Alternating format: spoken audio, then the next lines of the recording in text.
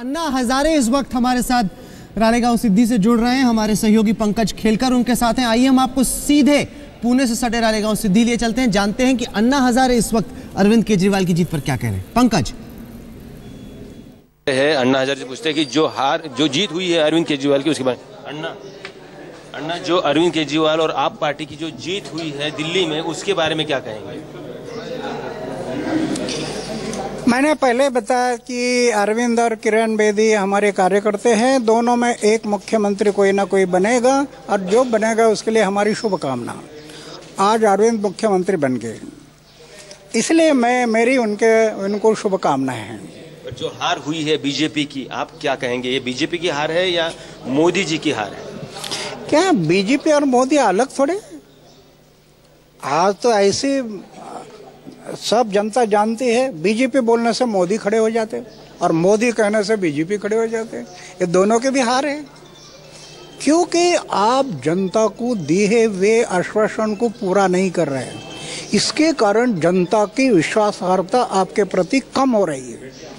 और अभी तो ये चित्र सिर्फ दिल्ली में दिखाई दे रहा। अभी भी आप सावध नहीं हुए और जनता को दिए हुए आश्वासन पूरे नहीं किया तो आज दिल्ली से शुरुआत हो गई, आगे कई दिनों में, कई साल में ये दिल्ली का जो लोन है गली तक जाएगा। मोदी जी ने जीतने के लिए आपकी जो कार्यकर्ता है किरण बेदी, उनको भी ले लिया, अरविंद के खिलाफ खड़ा कर दिया, फिर भी जीतनी हुई। नहीं, जनता जानते हैं ना, आखिर दिल्ली की संसद है या सरकार है, उससे भी ये जन संसद बहुत बड़ी है।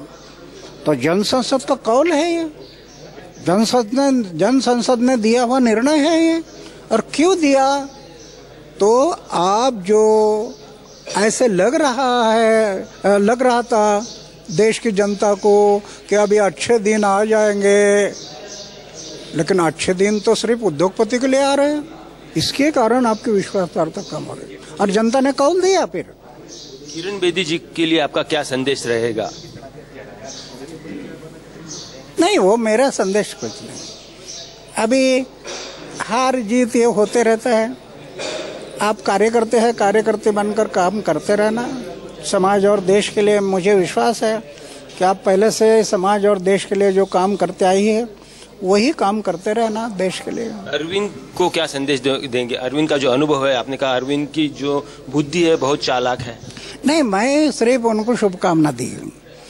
अभी अरविंद को मैं नहीं कहूँगा कि उन्होंने सरकार कैसे चलाना, क्या करना, वो मेरे से वो तजुर्बा ज़्यादा है, वो सही सरकार चलाएंगे ऐसे मुझे विश्वास है। तो ये थे अन्ना हजारे, उनका कहना है कि जो आज बीजेपी की हार हुई है वो मोदी की हार है और जनता को जो उन्होंने वादे किए थे वो पूरे नहीं किए, इसीलिए इतनी बड़ी हार उन्हें मिली है और लोगों ने उनके खिलाफ मतदान किया है। कैमरामैन गोपाल हरने और रोहित वाल्के के साथ पंकज खेलकर, रालेगंज सिद्धि, आज तक। रालेगंज सिद्धि पुणे से तकरीबन 60 किलोमीटर की दूरी पे। सुधांशु त्रिवेदी जी, रालेगंज सिद्धि दिल्ली से बहुत दूर है, लेकिन वहाँ भी अगर अन्ना को ये फीलिंग आती है कि ये मोदी की हार है, ये केंद्र सरकार की नीतियों की हार है, और ये मूड अगर दिल्ली का है और देश भर से दिल्ली में लोग आते हैं, तो क्या ये मैसेज आप लोगों के लिए खतरे की घंटी नहीं है? सिर्फ बीजेपी के लिए नहीं बल्कि सरकार के लिए। इस विषय पे मैं यह स्पष्ट कर देना चाहता हूं कि कुछ दिन पहले ही हमारे राष्ट्रीय अध्यक्ष श्री अमित शाह जी ने अपने एक इंटरव्यू में स्पष्ट कहा था कि दिल्ली के चुनाव परिणाम कुछ भी रहेंगे वह मोदी सरकार पर रेफरेंडम नहीं होंगे, मोदी सरकार पर जनमत संग्रह उन्हें नहीं माना जाएगा। तो हमारी पार्टी की आधिकारिक लाइन है, इसलिए हम ये नहीं मानते कि इस कारण से मोदी सरकार के ऊपर कोई किसी प्रकार का प्रभाव पड़ेगा। हाँ, भारतीय जनता पार्टी और दिल्ली प्रदेश इकाई निश्चित रूप से आत्ममंथन करेंगे और पूरे विश्लेषण के बाद जो निष्कर्ष निकलेगा उसके अनुसार हम आगे का अपनी रणनीति तय करेंगे। नहीं तो बीजेपी अध्यक्ष ने तो कई इंटरव्यू दिए थे सुधांशु जी, उन सारे इंटरव्यू में देखिए तो फिर वही भी पार्टी की लाइन मान ली जाए। उन्होंने कहा था किरण बेदी को लाना सही है, इस पे चिंतन नहीं होगा, इसका मतलब है।